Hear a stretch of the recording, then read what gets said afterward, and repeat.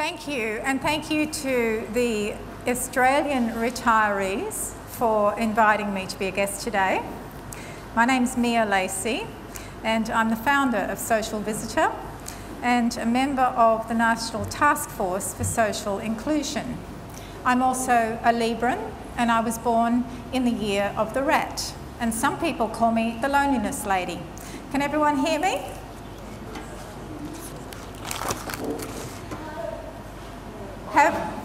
Have you ever been lonely? Do you know someone who's lonely now? Well, you're not alone. In a 15-year survey from 1995 to 2010, the number of respondents who said they had no close confidant trebled. Census statistics tell us more people are continuing to live alone. And around 1/5 of Australians admit to feeling lonely, and that percentage is even higher in the over 65s. Admitting loneliness isn't easy because people tend to blame themselves. But loneliness is nobody's fault. It's not a personality issue, and there are genuine reasons why our society is feeling lonely today. As well as the obvious physical factors of mobility and transport, there are societal factors which have influenced people today. Firstly, about 50 years ago, we started chasing that socio-economic dream, and that meant relocating for employment. The desire to move up the ladder has impacted on our social isolation. And secondly, at about roughly the same time, there were changes in what we term the traditional family structure, with marriages breaking up and the forming of step families and blended families. Sometimes existing relationships were impacted. And another factor is that as we get older, some of us, not all of us, but some of us become a little less tolerant. Now, there's a fabulous example in an Australian film called Animal Kingdom, which earned Jackie Weaver a nomination for an Oscar. And in it, she plays a grandmother talking to her grandson, and she says, "The reason that your mother and I haven't spoken for 15 years is that we were playing 500 and we argued about how to play the Joker." Now, that is an out there example, but I'm all sure that we know people who have rifts with family or friends that don't seem to be mending. Lastly, the death of spouse and friends and the social disengagement after leaving work or a familiar neighbourhood are some of the obvious life-changing events that contribute to loneliness. And unfortunately, with loneliness comes proven negative health consequences.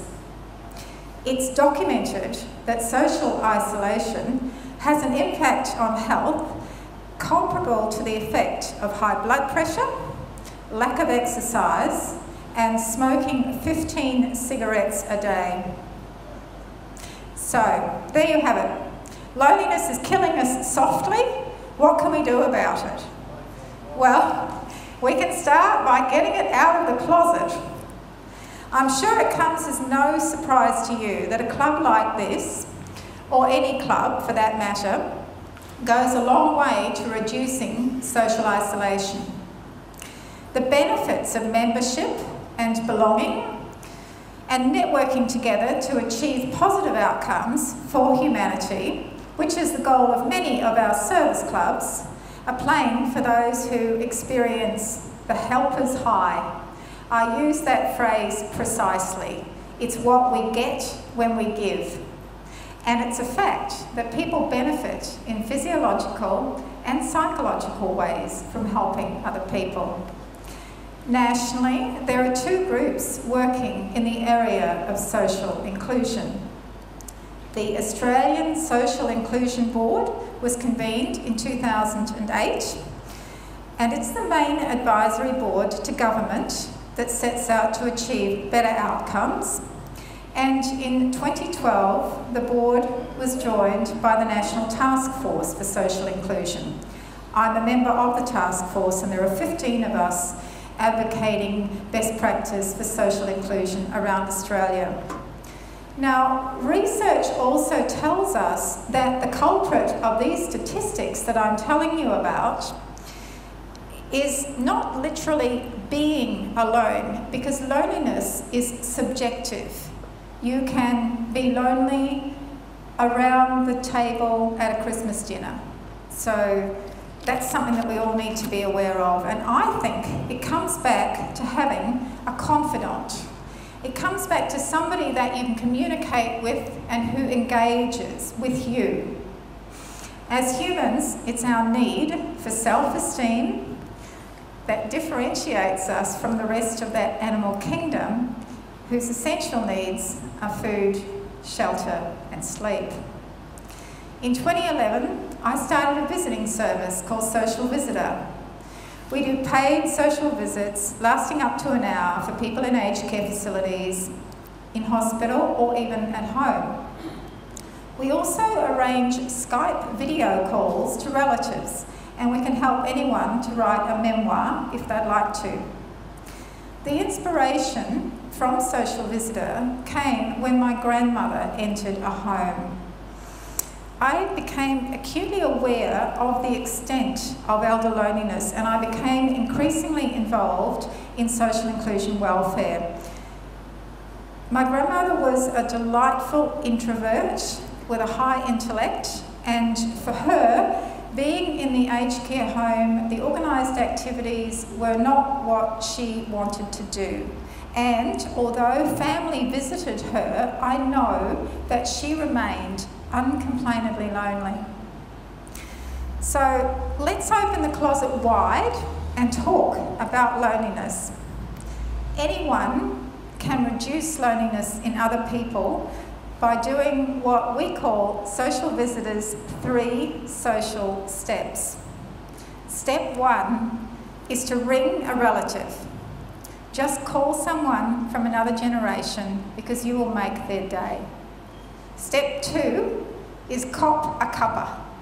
Go and see someone you're lonely and take them out for a coffee, or if they can't get out, buy a jar of coffee and a pack of biscuits and go over there and have it with them. And the third step is speak to someone. We all see people every day that we know are lonely, so give someone the most valuable thing you can, which is your attention. Thank you for giving me yours. So society's health is really in your hands. So I want you to think about being justified to step away from the computer and the iPhone, go and spend time with your family and friends. And if you're too busy to see your loved ones, or if they're interstate, then maybe consider a social visitor, because we have coordinators in each major city, and the first visit is free of charge. Now, I would also like to speak for a little bit about how to create a memoir. And when I say I help people to create a memoir, people usually say to me, "Oh, you should go and see so-and-so, they've had a really, really interesting life." And my response to that is, everyone's life is interesting. There's nothing ordinary about anyone's life story. Now, I'll just show you what a memoir that we do looks like, and then I'm going to tell you how you can do this alone at home. I'll pass some of these around later. That's the memoir. So the first thing to ask yourself was, why would you create a memoir? Is it a legacy for your family, or is it something that you want to do for yourself? As long as you have an idea, it doesn't matter. As long as you know, that's the main thing. People also ask me, well, what is a memoir? A memoir is a personal narrative about your experience. So you can write about a specific event that happened to you, or a specific aspect of your life, like your relationship with your mother. You could write about a particular period of your life, like when you worked in Antarctica. Or you could write about the impact of your life on an outside event, living through a cyclone or a flood. What type of memoir will yours be? People tend to think of a memoir as an autobiography that starts at the beginning and goes through to the end. There are actually 3 distinct types of memoir. The first type I call the snapshot, where you take a single period in your life and you pick out the best bits. It might be that holiday that you had in Fiji. The second one is the slideshow, where you select a theme and you only talk about the things that fit that theme. For example, my grandmother was a very keen gardener, so in her memoir, it goes through the 7 gardens that she created in her life, because the theme of the memoir is gardening. And lastly, there is the big picture memoir, as I call it, when you do imagine a start, a middle, an end, beginning. So I'm just going to talk about some of the themes that your memoir could take. If it helps you to focus, you can decide what theme your memoir can take. You don't need a theme, but some people like to think about a theme. Now, here are some of the popular themes. Number 1 is the love affair memoir. Everyone loves a love affair, and everyone's got one. Yeah. So take a long perspective on your love affair and write about it, and I'm sure that it will be a winner. The second memoir theme is the survivor memoir. If you've endured a situation, then this theme is the right one for you. You have done something to cause an effect. Like, it doesn't have to be a physical feat. Maybe you were in a natural disaster like a flood. The famous memoir. What are you or your relatives famous for? Do you make the best cupcakes in Australia? Just find your 15 minutes of fame and go there. The victim memoir. Now, don't be afraid of the victim memoir, because some of the best memoirs have used this theme. I'm sure you've heard of Angela's Ashes by Frank McCourt. The witness memoir. What first-hand experience do you have of an industry that other people would find interesting? Were you a theatre nurse at a clinic that specialised in plastic surgery on VIP faces? Or were you a union rep that changed the course of history in a workplace? So I'm going to talk now about how you can write a memoir. These are the steps to getting your memoir up and running. Get an exercise book and write by hand, and section the exercise book up into a timeline. Just draw a timeline down the margin of the page and section the period of your life that you want to write about into stages. So if you're going to do a big picture memoir, start with the first decade, then the second decade, and keep marking those decades in. If you're going to do a memoir about when you worked in Antarctica and it was 3 years, maybe block it up into chunks of quarters. Now, write 5 milestones that occurred in that chunk of time. When you moved house, when you got a job, the time you had a holiday, when you got married. Just put the 5 milestones into the time frame as bullet points.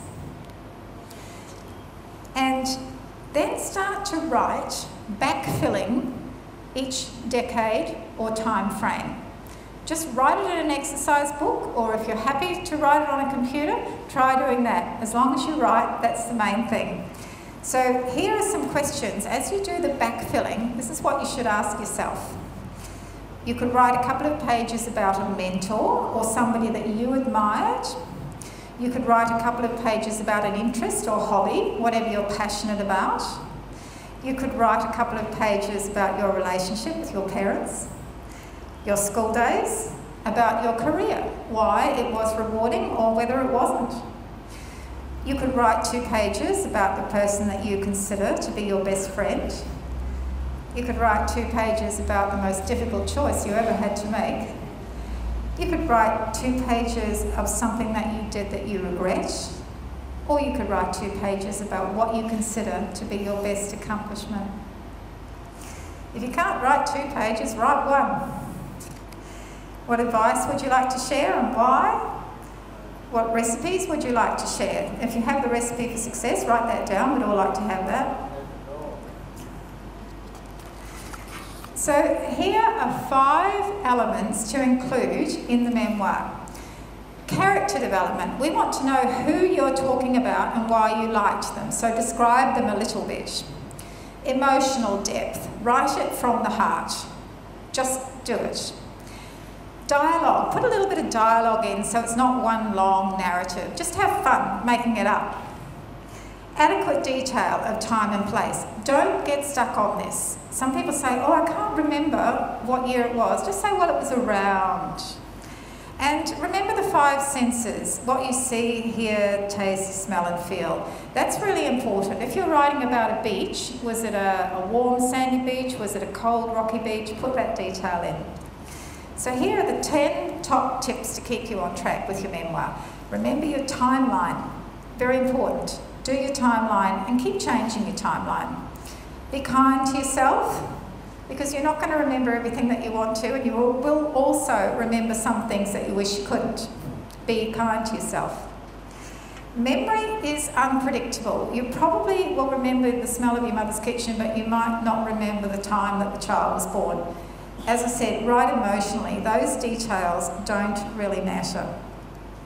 Describe people and places. As I've said, just put in a level of detail about people and places that is going to give the reader or the family their own picture. Number 5 is just write. Maybe you don't know what to say, we'll just put that down. Maybe you can't remember, write that down. If you sound silly, write that down. As long as you keep writing, eventually those words will start to crawl across the page or the screen. They really, really will. And take it one day at a time, because it took you years to live your life, so you don't have to do it all in one day or 1 week. Number 7 is what I call turning off the inner critic. You just need to shut up that inner critic, the one that says, oh, this isn't right, or oh, I can't do this.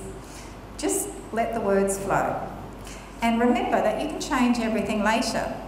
Don't worry about naming people or offending them or being sued. You can change everything later. And while you're creating your memoir, your goal is just to get it down. And emotional truth is more important than factual truth. Was he born at 2 o'clock or 4 o'clock? What was the name of the florist? It doesn't matter. How you felt when you got the flowers is what you should write about. And writing is rewriting. You're going to rewrite. It won't come out right the first time. If you do a memoir with a social visitor, it includes a professional copywriter to do the editing for you. And above all, relax. You've already done the research throughout your life. It's your story. You do know it. You just have to get it down. Now, what I've got to give you is a couple of examples here, which I'm going to pass around now. And I'm happy to answer any questions that you might have. Ladies and gentlemen, thank you.